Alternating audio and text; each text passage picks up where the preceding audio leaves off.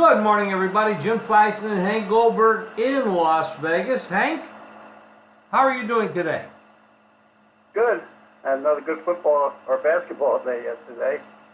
And there's a big game this weekend with Kentucky and Tennessee. Be a big test for Tennessee going up there. But they haven't so far stubbed their toes. They're good. And they're ranked number 1 in the country right now. Duke had an amazing game where they looked like they were going to get beat by Louisville. That was incredible. And all of a sudden they started to come back. Defensively, they were stopping them one after another, and Louisville just crumbled. That was amazing. 23-point deficit, and they lose. They come back and win. We got a couple good games. Maryland at Michigan's a good game. Yep. You know, you got the Clemson and Louisville. I mean, what's going to happen? Will Louisville be able to bounce back off that loss? I mean, that's going to be a big question mark. How do you react after blowing a big lead like that? I don't know the way. Well, they totally fell apart. They couldn't hit a basket. They couldn't even get to the basket. In fact, they couldn't bring the ball in from out of bounds. They were just a mess. Yeah. Speaking of bringing the ball in from out of bounds, I watched the Creighton-Xavier game the other night, and Creighton had that game won, and they had an inbounds pass to make, and the guy that threw it in for them threw it towards the other basket, and the only guy that could get it was a Xavier player. And I don't know what the hell he was thinking, but it turned the game around. They tied it, goes into overtime, and Xavier beat them. Crazy game. One of those days. The new league, I got a lot of good information in the last 3 or 4 days about how the teams were stocked. Also, you're only allowed to rush 5 players. Right. And so there was one team that had 6 sacks, and it was the Birmingham team. Birmingham has a guy named Sutton, I think, who's a tremendous player, and but they had 6 sacks in their game, and that's pretty remarkable when you can only rush 5. Yeah, they got some interesting rules in there. Everything has to be 2-point conversions, no kickoffs. Interesting, testing out different ideas. And some of them could be adopted. I mean, I remember back in the old basketball league, the ABA, and some of those were adopted by the NBA. Some of the rules that they had. They're not going to take the kicking game out of the NFL. Well, they've changed it a little bit, but they're probably not going to take it out. I agree with you. Yeah. It's, well, the NFL's a money machine, man. I mean, they have some things that they might adjust and correct, but, man, they make a ton of money. They own the sporting world for sure. Getting back to basketball, Iowa State, Kansas State this weekend is a huge game. Both playing well, tough conference, big game in that conference. 18-6 versus 19-5. Winning records. One team's ranked 18th, the other's ranked 23rd. That's a huge game. Well, since Kansas State got their 2 backcourt guys healthy, they've been hard to beat. And they won again last week. I had them and I gave them out. And they're very well coached, and they're going to be a good team to watch in the tournament postseason. I think they're right now playing about as well as you can play. They're playing great. A lot of people wrote Kansas off because of the injuries they had and stuff, but they've really bounced back and they're playing well right now. Yeah, he's playing his younger guys now, and they're picking the game up. And They are playing better right now. Who do they play this week? I forgot. Well, they got a soft one. They're at home against West Virginia on Saturday, and Oh yeah, West Virginia. that's they're having a pretty bad year this year. Nothing to write home But about. you know something, Bill Self's a good coach, and he's got them. It took a while for him to put that together. You know, where they lost a couple of players early, and you know they've got they've got two young guys in the backcourt right now who have really picked things up, and they're playing very well as a team right now. Their ball distribution is very good. They're running the floor very well. And right now, he's got them playing as a team, and he's able to, he's coached them up, and they've really improved the last 4 or 5 games. He's done a good coaching job, definitely. He's overcome a lot. You know, LSU knocked off Kentucky the other day, and now they go on the road again and have to play Georgia. I mean, on the surface, LSU should win, but that's one of those kind of games where you have that big win, and they kind of have to hold it together and not read their press clippings too much, or could lose this one. You know, that was a good win for LSU. They outplayed Kentucky, and they're big, they're long, they can get to the basket, and they can shoot.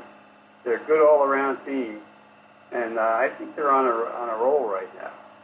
And I like their chances in this game. I know it's a letdown situation, but Georgia has been a little bit of a disappointment, and LSU right now is really tough. You know, we never talk about, well, not that we never talk about, but we don't talk about the West Coast much, because I guess the Pac-12 just isn't very strong. But Washington is a 19-5 record. They are spoken about quite frequently about, you know, getting into the tournament and stuff. I mean, it'd be about the only team that people think about. The only problem is, now this weekend they play at Washington State. This is a huge rivalry game for them. They handled them earlier, but Washington State has a player, and his name escapes me at the moment, but he's playing very, very well. So this is one of those spots where this little sleepy Washington State team could jump up. I mean, they're not very good. They're 10-14 on the year, but that is a huge rivalry, and Washington State will be sky high for that game. There's 3 teams on the West Coast right now that are factors. There's Washington, there's Gonzaga, and there's Arizona State. Arizona State has kind of run into some tough times, and they're kind of up and down right now. Washington doesn't have to win, really. They've got nothing to play for until it gets in the postseason. And they're the class of the West Coast. Well, they're the second best team in the West Coast. Gonzaga just keeps winning. I watched San Diego play against BYU, and San Diego blew a big lead, and they're not a strong team. BYU is not bad, by the way. And well, Utah has a pretty good team. So. But I don't know if they consider them West Coast or not. So, but that's pretty much it. And Washington, if they feel like playing, they'll be fine. If they don't, and then because it's a rivalry game, they may feel like playing. True. And that could be a bad thing for Washington State. Well, Gonzaga plays. You mentioned Gonzaga and San Diego. They play on Saturday. Gonzaga's at San Diego on Saturday. San Diego is no match for that team. They're slow, they're sloppy, they can't play a full game. When they go cold, they turn to ice. Yes, the talent level is not that high, and that's one of the, that's a huge problem. But it's good. It's going to be a great weekend. We have a game. There's, none of the games tonight are very exciting, except there's one. Buffalo at Toledo. This game was a write-in game. It was supposed to be played tomorrow, but they're playing it today. I'm not sure why, but they're playing it today. Buffalo is they opened 2.5 on the road at Toledo, and they beat Toledo by 30 points the first time they met. I think it was 110-80. It was huge, big score. And now Buffalo's a 3-point favorite. The total has gone up from 156 to 162. Now, I mean, that's because the first game, of course, was 190 points. So there's a lot of over money coming in on that. But I'm not sure Toledo wants to run with this team. Buffalo's pretty good. They're both pretty good, actually. The Buffalo's very good. I'll tell you, Furman, by the way, they won by double digits again last night. Yeah, that's one of your favorites, isn't it? Well, all they've done is win 16 games in a row. Wow. That's a 16 covers in a row. 16 covers in a row. Wow. That's pretty amazing. And last night they were a 3-point favorite. Wow. Anything going on in horse racing, Hank? Not this week. But if you get the Friday racing form, Jay Prisman and Mike Watchmaker begin their countdown to the Derby feature every week, where they will rank the top 20 3-year-olds, and they also will give you a schedule of the top 3-year-old races coming up. There's one race in New Orleans Saturday, the Risen Star, and that will be one of the top preliminary races leading up to first Saturday in May. So I'll be watching that one to see who comes out of it. Tom Amos will have a horse in there who's pretty good, and I don't know who else has got a hot horse in there. I haven't looked at the past performances yet, but this is a tough time of year for a lot of 3-year-olds, other than those who are trained by Baffert or Fletcher or the usual suspects. But Amos is good, and he's got a couple in there. The usual suspects. Well, Hank, you tell the people out there that your plays will be up at JimFeist.com. They should go there and get your plays for the weekend. You've been doing extremely well, and it's been consistent, very consistent handicapping. And go to JimFeist.com, get Hank's plays. Basketball, we got the new league, and Hank has got some good insight in the new league and the players and the coaches. And it would be worth your while. Go to JimFeist.com and pick up Hank's plays. It's interesting when you're handicapping the new league, and I talked to New Heisel, who's in Birmingham, and the teams that are the ones to watch right now are San Antonio, which got a lot of teams out of Texas and Arkansas.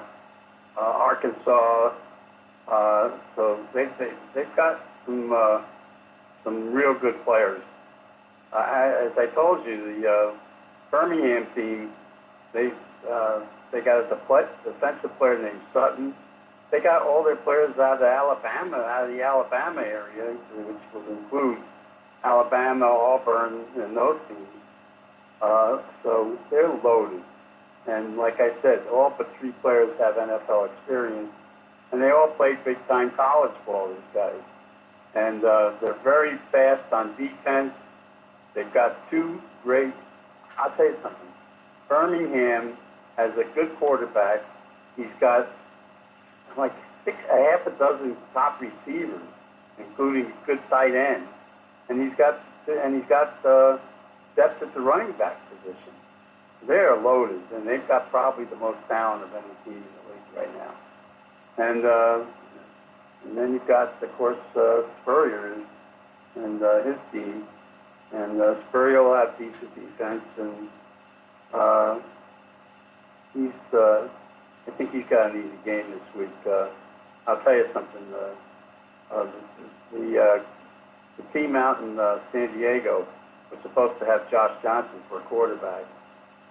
He wasn't. He dropped out, quit on him. They went with a guy whose name I like, but he was no good. And so they're going with, I think, Nelson this week. He's going to get the start. March is really toying with what he's got there. And they're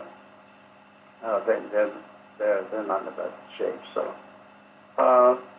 and that's pretty much it.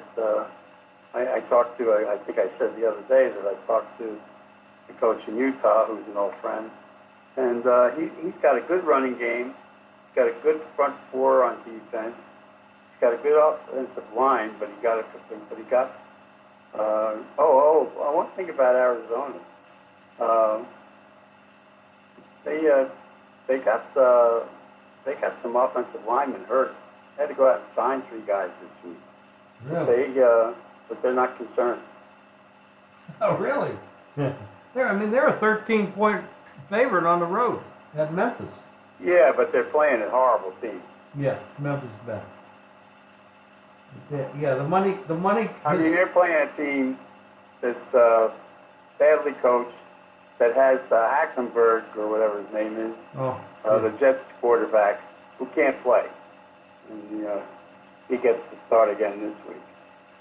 And, defensively, the coach was a great player for the Bears, but he hasn't been a good coach in the pros. Right. Well, that's good information, Hank. Thanks for that. You want to get Hank's picks? He's narrowing them down. You can tell he knows what the hell he's talking about. Go to jimfeist.com and pick it up, because I'm sure Hank will make you some money this weekend. Anything else, Hank, or should we sign off? No, I did a work for Sportsline, CBS Sportsline, who writes my stuff, and they wanted me to do stuff on the league. And when I told the guy the information that I had, he was blown away. He said, "Nobody's got that stuff." I said, "That's why you hired me." Now, how many shows a week are you doing on CBS now? Well, I do this is printed stuff that I gave him so far, but I do 2 shows a week on CBS Interactive. It's CBS Sportsline, which you can get on your telephone. Then there's the CBS Sportsline print division that I do work for. But the CBS Sportsline, it's on my, it's in my other room on the set that I have. Okay, well, you guys can go online and do a search for that and find it. Yeah, it's on at 8:30 West Coast time Saturday morning, and I was on Tuesday, and I had a very good day picking. I picked 5. We picked 8 college games since Todd Furman and I and Kelly, and it's a good group. And a guy from CBS who's very informative. Good show. I'm going to go look for it myself because I haven't seen it. But Hank, we'll talk again Monday. Have a great weekend. Okay. Thank you.